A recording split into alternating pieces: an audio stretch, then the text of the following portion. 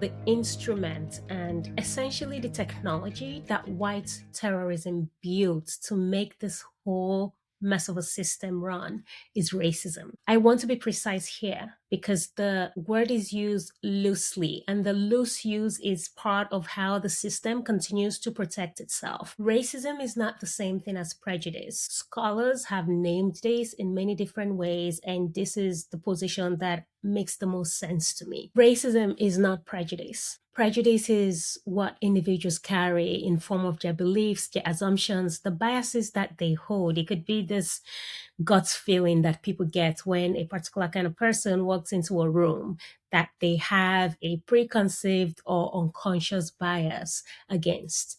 That is racial prejudice.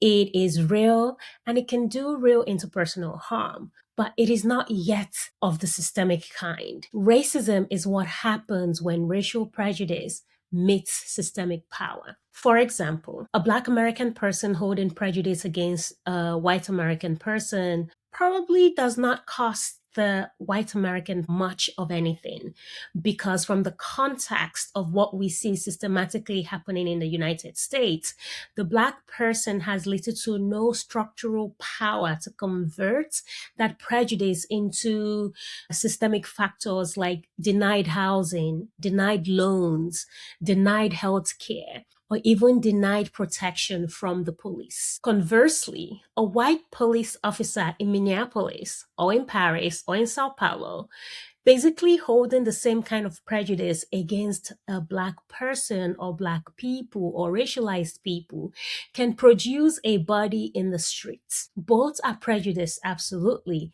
but only one is racism. The distinction is what separates the structural analysis from the false equivalence game, and this distinction is specifically what I want to hold in this episode. I am Chisom, and this is Overnight Wisdom. If you're new to this series, I essentially try to make each episode a complete argument, and you can return to the earlier versions or the earlier episodes whenever you like. Episode 1 made a case for calling the system white terrorism rather than white supremacy. Episode 2 traced colonialism on the African continent. Episode 3 traced settler colonialism and how it shows up in 2026. And this episode is really about looking at the operating system that runs through all of them. So in this episode, I'm going to be talking about how race itself was constructed, by whom, when, and why. I will also talk about other major forms of racism, and I will try to name them in their structural specificity. So things like anti-Indigenous racism, anti-Arab racism, anti-Asian, anti-Jewish, anti-Roma. Basically, each is a variant of the same technology and the same instruments, and each has its own history, past and present. I will also talk a little bit about what anti-Black racism is doing in 2026 globally, and also where we have live evidence. As usual, I will anticipate and touch on some critiques, and I will also evaluate myself within the context of what I am critiquing. I think this topic in and of itself within this series is quite expansive, so I might have to do it in 2 parts. So if I can't cover it in this episode, in the next episode, I want to examine what the operating system does when it compounds with systems like patriarchy, gender, and sexuality. Let's jump in. So first, let's talk definitions. Racism equals racial prejudice plus systemic power. Racial prejudice is universal in the sense that humans across every population are capable of holding it. Sub-Saharan Africans hold prejudices against Africans. East Asians hold prejudice against Southeast Asians. South Asians hold prejudice about other South Asians and about Africans. South Americans hold prejudice that map onto their own colonial racial hierarchies. White Europeans hold prejudice against each other. English about the Irish, Germans about the Slavic, Western Europeans about Eastern Europeans, before they ever get to the racialized others outside of Europe. Prejudice is human, It is also almost always learned. It is taught by the media, it is taught by family members, it is taught by school, by the structures of the society the person grows up in, and it can also be unlearned, although the unlearning is harder than most people are willing to admit. Systemic power is what basically transforms or converts prejudice into a global operating condition. It is the legal system that arrests one group at higher rates and convicts that group with harsher sentences. It is the healthcare system that takes one group's pain less seriously, that gives that group was maternal care, that closes hospitals in that group's neighborhood. It is the labor market that pays one group less for the same work and promotes one group more slowly. It is also the labor market that fires one group first when companies decide that they need to be lean. It is the housing market that denies one group's mortgages and confines one group to particular neighborhoods. It is the same process that builds highways through one group's communities. It is the media that shows one group's in stories about crime and another group in stories about innovation. It is the immigration system that admits one kind of person quickly and detains another at the borders for years. It's in the school that tracks one group to prison and the other group to university. Systemic power is what makes prejudice into a life expectancy gap, a wealth gap, a maternal mortality gap, an incarceration gap. Systemic power is one of the core structures that white terrorism builds. Many prolific scholars have researched this, and the equation is quite simple. Without systemic power, prejudice is just prejudice. With systemic power, prejudice becomes the operating condition of someone else's life and someone else's opportunity and someone else's access. This distinction is the difference between an interpersonal offense and a structural fact. Almost every defense of racism, including the defense that presents themselves as defenses against racism, it depends on collapsing that distinction. If you can pretend that a Black person being rude to a white person is the same thing as a white controlled legal system disproportionately incarcerating Black people, you have erased the structural fact. That collapse is the insidious move. And in this episode, I am not creating any kind of room for that move. So let's talk about the construction of race itself. Race is made, not found. Human variation is real. People have different skin tones, different hair textures, different bone structures, different averages of every measurable thing. Geography and isolation and adaptation over tens of thousands of years produce the visible variation that we see when we look at the global population. None of that variation, however, sorts into the categories that the modern racial system uses. Research shows that the genetic variation between two randomly selected Yoruba people in Nigeria, for example, is on average greater than the genetic variation between, say, a Yoruba person and a Norwegian person. Human variation is continuous. Race is discrete. The continuous reality of biology was forced into discrete political categories by specific institutions across specific centuries, and the discrete political categories were the technology. The Papal Bulls of 1452, 1455, and 1493 that I spoke about in earlier episodes in this series are part of that construction. Sasa Terra, in particular, created the legal premise that Christians and non-Christians were a meaningful global distinctions, with rights of conquest flowing from that distinction. Within decades, the distinctions would be racialized. Christian and non-Christian became European and non-European. And that also became people racialized as whites and people racialized as not whites. And that also became people who were treated as human and people who were treated as not quite human. On May 25th, 2026, the day I'm recording this,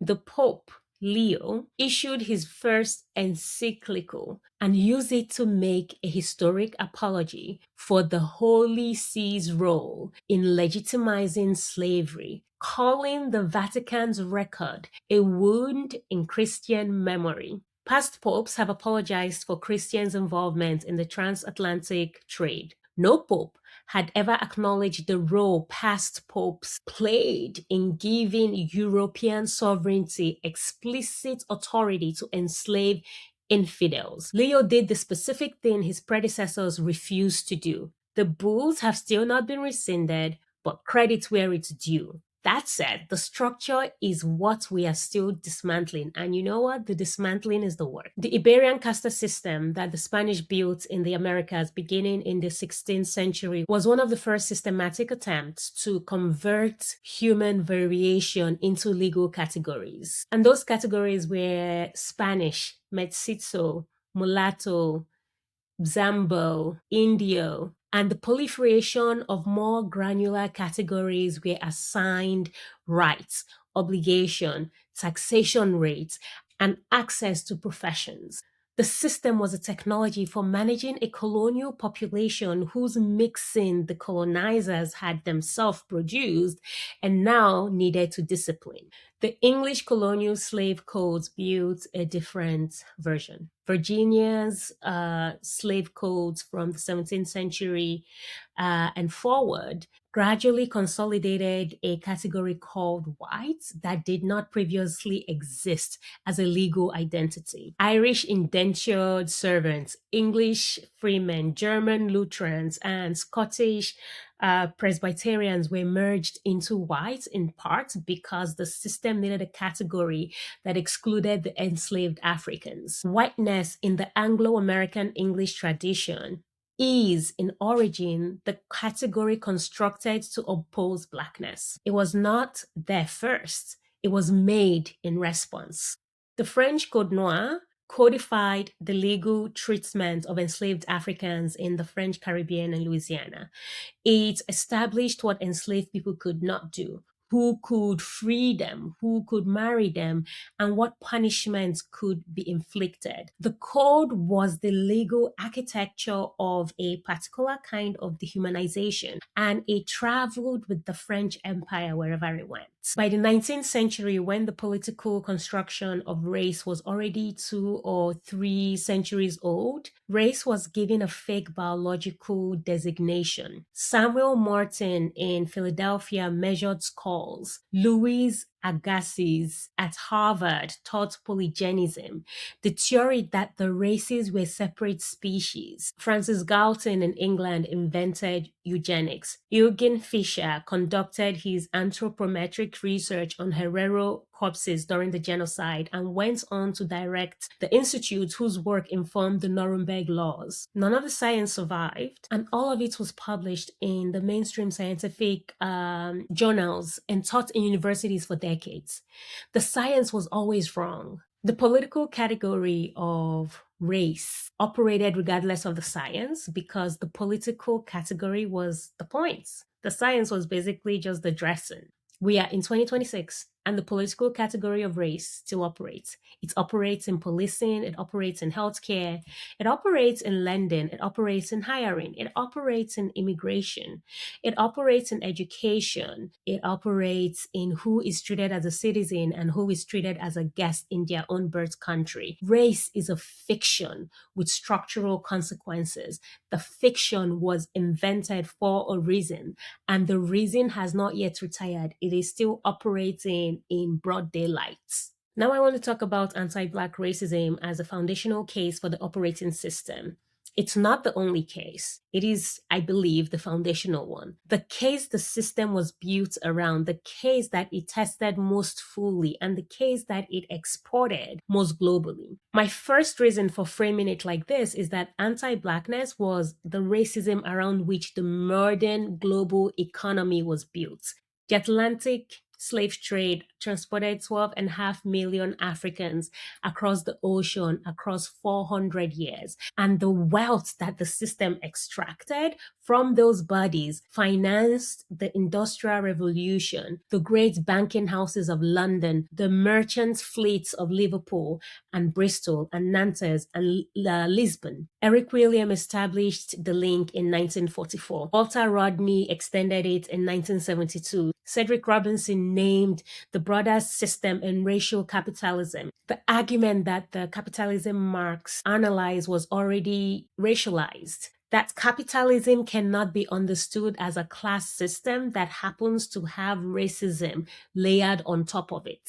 Because the original capitalist accumulation was racial accumulation. The plantation was the lab of the industrial discipline, and the enslaved African body was the original capital. Anti-Blackness is not one racism among many. It is the racism that the modern world is built on. My second rationale for this is that anti-Blackness was exported globally in a way that no other racism was. The skin lightening industry is one of the largest beauty markets in the world, with major presence across South Asia, East Asia, the Gulf states, South America, and Africa itself. The World Health Organization has issued repeated warnings about the mercury content of lightening products used by women across continents who have never encountered a substantial Black community in their daily lives, but who have absorbed through global media saturation the message that lighter is closer to legitimate. Anti-Black sentiment is common in countries with few Black residents, drawn from imagery and stereotypes that traveled through Hollywood, through European colonial media, through the global circulation of whiteness as an unmarked default. Black Brazilians, Afro-Cubans, Afro-Colombians, Afro-Mexicans, and the African descendant population on every Latin American country face anti-Blackness inside their own nations, with police forces and labor markets and political systems that operate to their disadvantage in ways that are documented and quantified and ignored. Anti-Blackness traveled where other racisms did not, because anti-Blackness was the operating system being exported, not just one local racism among others. My third rationale for this is that anti-Blackness also operates interracially within the African diaspora itself in form of colorism. Lighter skin is privileged in the dating market, in the hiring market, in political representation, and the media of every Black community on every continent. The colonial system that taught Black people that whiteness was the standard installed the standard inside the Black community, and the community is still working through what to do with it. This shows up in African mothers who tell their daughters not to play in the sun, or Caribbean families that prefer, their lighter skinned cousin in the photograph. It shows up as Black American advertising that overrepresents lighter skinned Black women. Nollywood, which is basically the movie industry in Nigeria, and Bollywood, which is the movie industry in India, and the Korean drama industry, that all converge on a similar standard of lighter skin as protagonist material. This is not a defect of Black communities. This is the system reproducing itself inside the very communities it harmed. Naming colorism isn't letting white terrorism off the hook. It is showing how completely the technology penetrated. The repair work is also the Black community's work, and that work is being done in different contexts, in different nations, in different ways. But the system is what installed the standard, and the system is what will have to be dismantled to remove it at the roots. The other racisms are real and horrifying. So let's talk quickly about some of the families of racism.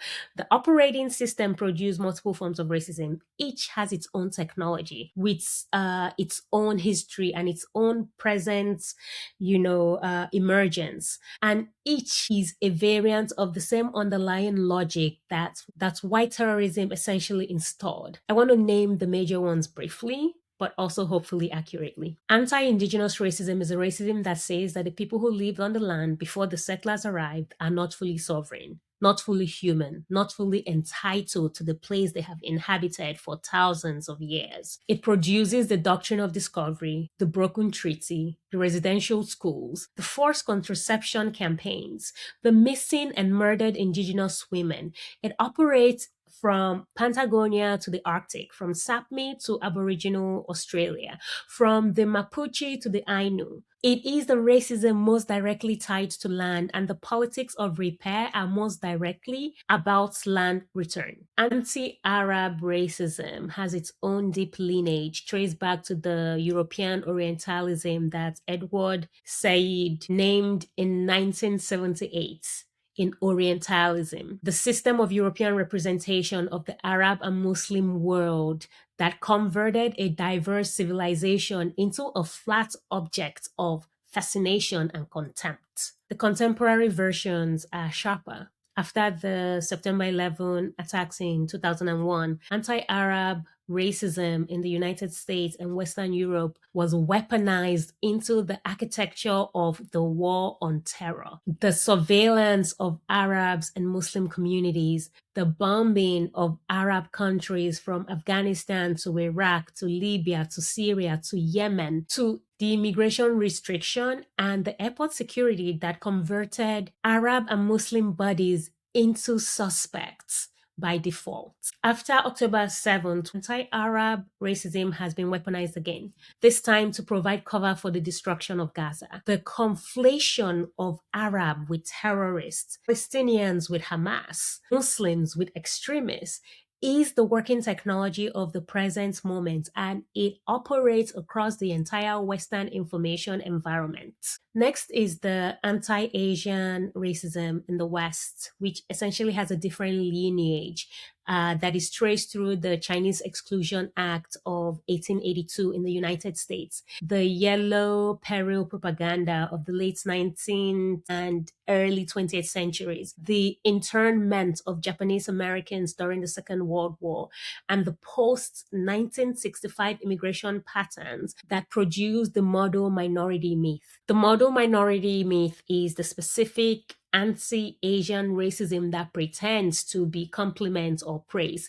It elevates Asian Americans, particularly East Asian Americans, as the disciplined and successful racial groups, and uses that elevation as a wedge against Black communities, with the implicit argument that if Asians could succeed in the United States, that the Black community's comparative inability to do so is the Black community's fault, rather than the systemic bias and racism that they have to navigate. The myth is anti-Black before it is anti-Asian, and it has been used against Asians whenever the United States need an external enemy, most recently with the China hawk politics of the 2020s and also the COVID era violence against Asian Americans. Also, anti-Asian racism in the Gulf and in Africa, across South-South migration corridors, also has its own forms. Anti-Jewish racism is structurally distinct from other racisms because Jews have been racialized differently in different contexts. In Europe, through the Middle Ages and into the modern era, Jews were the internal racialized other. They were subject to expulsions, to pogroms, to ghettoization, and ultimately the Holocaust. In modern-day United States, many Jews are racialized as whites, with the privileges and protections that come with that racialization.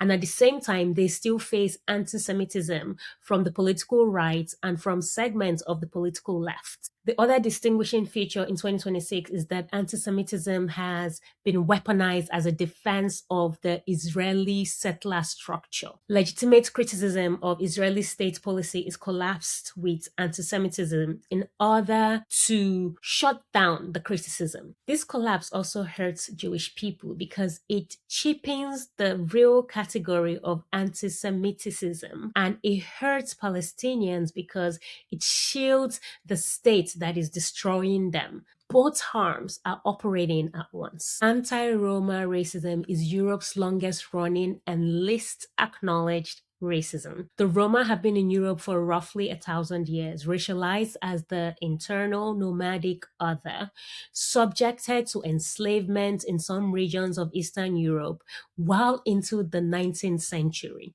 They were targeted in the Nazi porajmos that killed between 200,000 and 1,000,000 Romas alongside the Jewish Holocaust, and facing daily structural racism in 2026 across Hungary and Romania, the Czech Republic, Italy, France, and most of the rest of Europe. Roma children are placed in special schools that track them out of opportunity. Roma neighborhoods are demolished in municipal governments. Roma women have been subject to forced sterilization in Czechoslovakia, in the Czech Republic, in Slovakia in the 21st century. So basically, the European political consensus that loudly condemns racism elsewhere is largely silent about the Roma. So that silence is essentially racism doing its work. These are major racisms that come to mind in the moment, but they are not the only ones.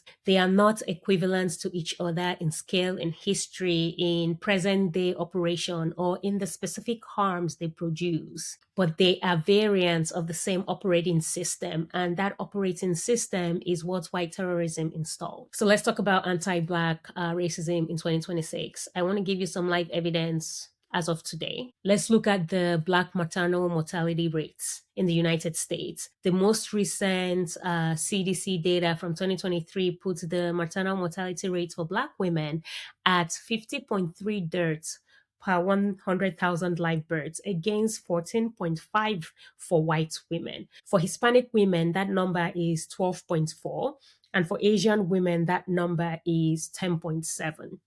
So basically, what does this mean in simple English? This means that Black women die in childbirth and in the postpartum period at 3.5 times the rate of white women in the wealthiest country in the world. The McKinsey Institute for Economic Mobility projects that if current trends continue, the Black maternal mortality rate could nearly double to 94 deaths per 100,000 live births by 2040. So basically placing the United States on par with many low-income countries for Black women specifically. In the United Kingdom, the most recent MBR race UK report, published in January 2026 and covering the period 2022 to 2024, found that Black women died in pregnancy and postpartum period at nearly 3 times the rate of white women, with the gap now growing again after years of narrowing. It's also worth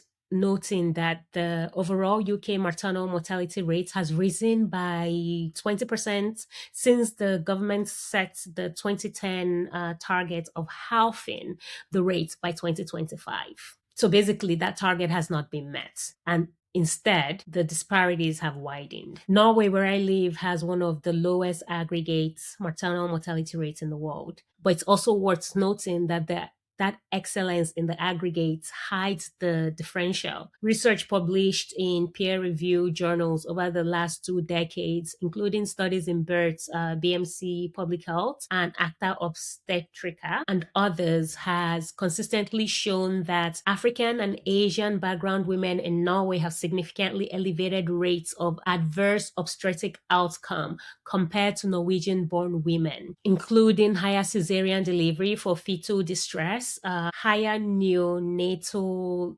morbidity, higher neonatal mortality, and higher rates of small for gestational age babies. Earlier work focused specifically on Somali immigrant women in Norway showed parallel patterns as well.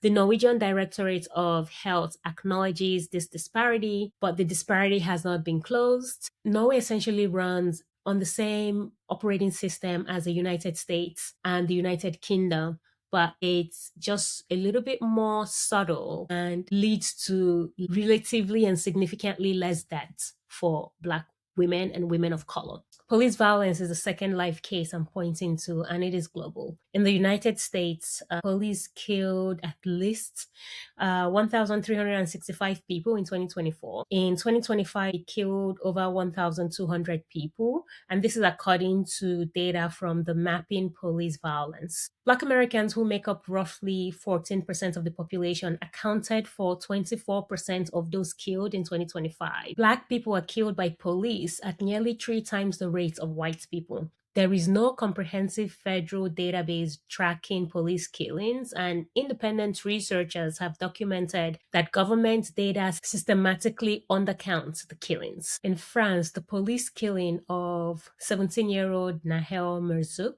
who was of Algerian descent, at a traffic stop in Nanterre on June 27, 2023, triggered weeks of riots and revealed the depth of French racism towards both North African and Black population in the banlieue.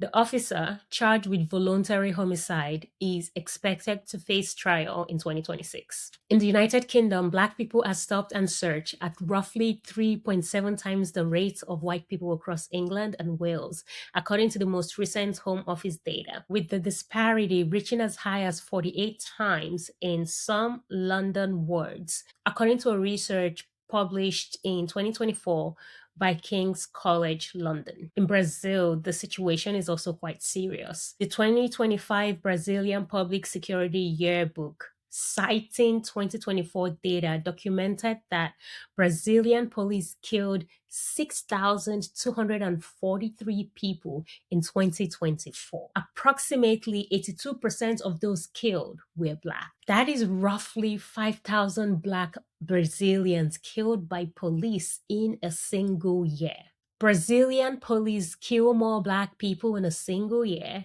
than the American police of any race in 5 years. Brazil is also the country with the largest Black population outside of Africa, has perfected anti-Black violence at industrial scale, and the international press largely does not cover it. The Mediterranean is a third life case. According to the International Organization for Migration's Missing Migrants Project, more than 30,000 people have died in the Mediterranean Sea since 2014, with the total migrant deaths globally surpassing 80,000 in the same period. In 2024 alone, over 2,400 people died in the Mediterranean, and over 8,900 died globally on migration routes, the highest annual total on record. The European border regime, enforced through Frontex, the Italian and Greek coast guards, and a network of Libyan militias paid by the European Union to intercept migrants before they reach European waters, they produce these numbers as a matter of policy. The bodies wash up on European beaches every summer.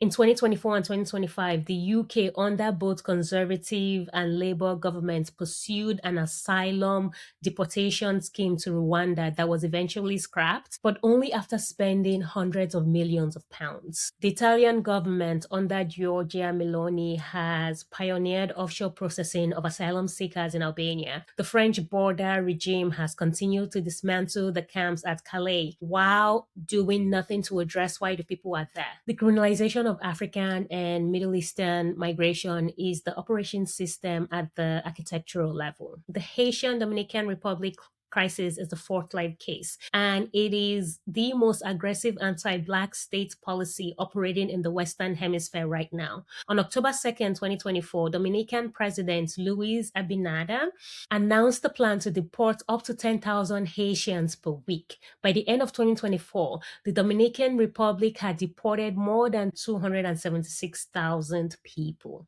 In 2025, the number of expulsions reached at least 379,000, according to the NYU Global Justice Clinic, and reporting through early 2026.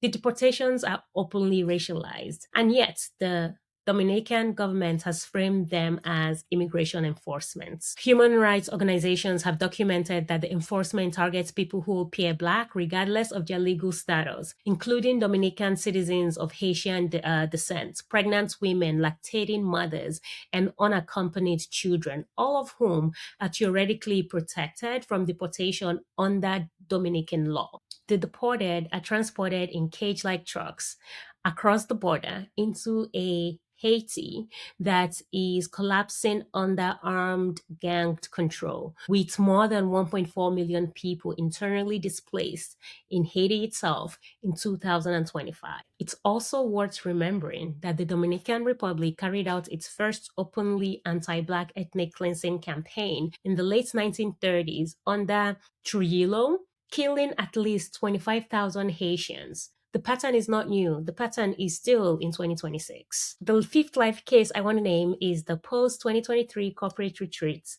from the marginal racial equity work that has been installed in the years following the murder of George Floyd in 2020. The June 2023 United States Supreme Court ruling against affirmative action in university admissions in Students for Fair Admissions versus Harvard set off a cascade of corporate retreats. Boeing dismantled its Global Diversity, Equity, and Inclusion Department in October 2023.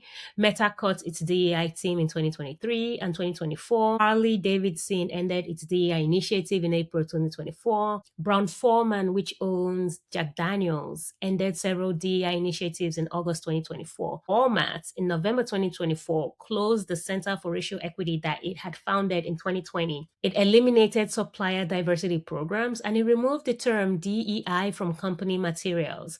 And it also withdrew from the Human Rights Campaign Corporate Equality Index. Lowe's, Ford's, Toyota, Molson Coors, McDonald's, Tractor Supply, and others followed similar patterns as well. The political right has framed the rollback as a victory over racism. Basically, in operating system terms, the system removed the marginal repair work that had been installed in 2020 and basically reasserted its baseline. The point I'm making here is that the structure does not need to be in your face or loud to do its work. It needs only the subtle and insidious permission to operate. Each of these systems still operates in 2026. It's not past tense, it's now. We're in it. So, some notes on predictable critiques that I anticipate. The first and the largest is that we have moved on deflection. The position takes many forms. The political right says we live in a post-racial world. Liberal commentators say we live in a post-sexist world. Conservatives say we live in a post-homophobic world. Western European politics says we live in a post-Islamophobic world. The whole spectrum at various moments say we live in a post-colonial world. None of these positions is true. There is no post to colonialism. There is no post to racism. There is no post to any of the systems of harm that white terrorism installed, because none of them have been dismantled. They have been, at best, in some cases, marginally improved, but they have not been removed. A version of this deflection deploys individual exceptions as evidence. Say, for example, a Black Conservative Party leader in the United Kingdom, or Black mayors of United States, or Black presidents of African countries who run extractive regimes. The Asian heritage prime ministers of European countries in recent years, for example. The names shift with the political movements. People across the political spectrum, across continents, and across racialized groups say we live in worlds we do not live in. The we have moved on framing is the system protecting itself by essentially declaring victory so we can continue to extract from the system and from the war it created. The second critique I anticipate is the one about Black people are also racist deflection. This is where the definition I shared in the beginning stands, because Black people can hold racial prejudice, absolutely. So can brown people, so can Asians, so can, Indigenous people, Arab people, and every other racialized group, absolutely. Racial prejudice and any form of prejudice is universal. It's human. Racism, though, in the precise sense that I have talked about today, requires the systemic power to convert prejudice into structural harm. Racism is what happens when racial prejudice meets power. That entire construct about Black people are racist too is a deflection, and that deflection collapses this distinction, and I'm not having it. The third critique, and I have received quite a few violent comments and also emails since I started this series on the basis that I am dividing people by race, and it is a reactionary move. The racial division is already there. This episode is not creating it. I'm just naming it so we can see it, we can hopefully address it. Refusing to name a system is not the same thing as unity or keeping the peace. It is basically a way for the system to continue to protect itself. Fourth is the biological residue move that race must be real because skin color is visible. Skin color is real, race is not. Race is a political category that was constructed to convert visible difference into legal and economic hierarchy. The categories the system uses do not map onto biology. The genetic variation within any racial categories is greater than the genetic variation between categories. The science has been settled for decades. The political category operates regardless of the science. The fifth critique is the DEI's reverse racism attack. DEI was never reverse racism. Any policy designed to repair structural harm gets recoded by the people benefiting from the harm as reverse discrimination against them. This recoding is itself a structural defense mechanism. It is the system's reasserting its baseline by framing repair as the new form of injustice. The post-2023 corporate DEI rollback that I talked about earlier captures this. The rollback is not the end of racism. It is essentially the structure removing the very, very tiny marginal repair work and reasserting itself. So where do I stand? As a function of social constructs on race, I am Black. I am a Nigerian citizen. I am also a Norwegian citizen. I am continental African, and I have that privilege of having been raised inside a context that did not require me to argue for my belonging in any room that I happen to be in. This is, in some sense, the privilege of being Nigerian and being raised with that Nigerian mentality of belonging in any place where we are. This conditioning has carried me through professional environments in 9 different countries where I've worked and lived. Even countries like Norway runs on similar operating system, although it's a little bit more subtle than it is in, say, the US or the UK. For example, Norwegian companies are diverse at entry level to a point, and it's very white at the top, with executive teams and boards that look very different from the workforces they manage. The Norwegian media is also overwhelmingly white at the level of leadership, including like presenters, columnists, and also editorial decision makers. Norwegian sports, particularly at like elite levels, has not produced the kind of like multiracial visibility that is comparable to other European countries, despite the substantial African and South Asian populations who have lived in Norway for 2 and 3 generations. Norwegian arts and culture remain heavily centered on whiteness, with the curatorial and institutional power overwhelmingly held by people who look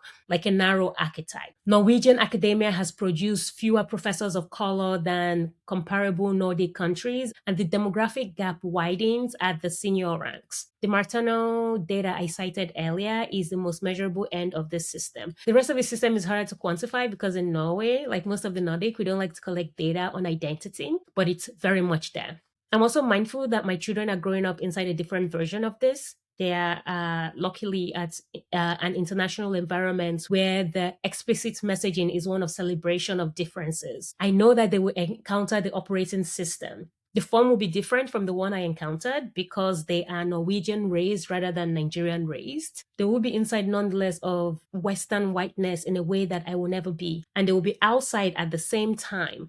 And that navigation of that doubled position will be their own work to do. I can't do it for them. I wish that I could, but I can't. So my hope is that I'm able to give them the language, the framework, and the confidence that the room being for them is not in question, that the room being for them is the foundation. What the room contains is what they will have to work with. As always, I'm recording this from inside a structure that I'm naming, and I'm not innocent in this. This position that I hold is also just the only position that I can speak from.